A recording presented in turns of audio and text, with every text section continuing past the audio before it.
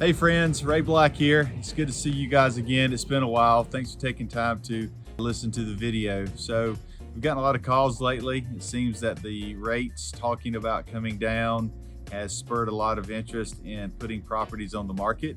I've been able to talk to a lot of you guys about that lately, and it made me think that this may be a good video topic.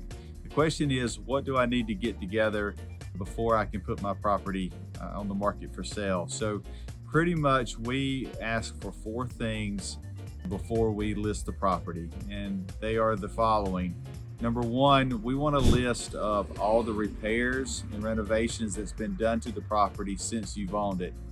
One of the best things to do in marketing a property is talk about updates, because buyers will then know it's things they don't have to worry about fixing or changing anytime soon.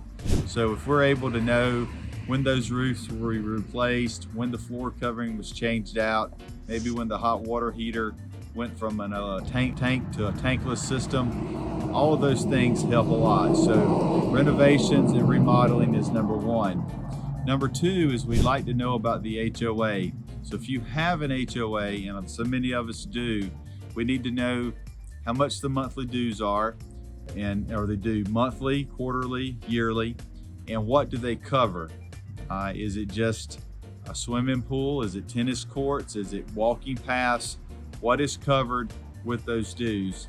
And then lastly, what does the HOA allow? You know, a lot of HOAs don't allow service trucks.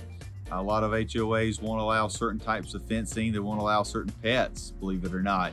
So we need to know that information, because that will help us better market the property. And then lastly, I would say knowing the service providers, utility providers. Not only is it gas and power, but it's also your internet, anything that may deal with televisions.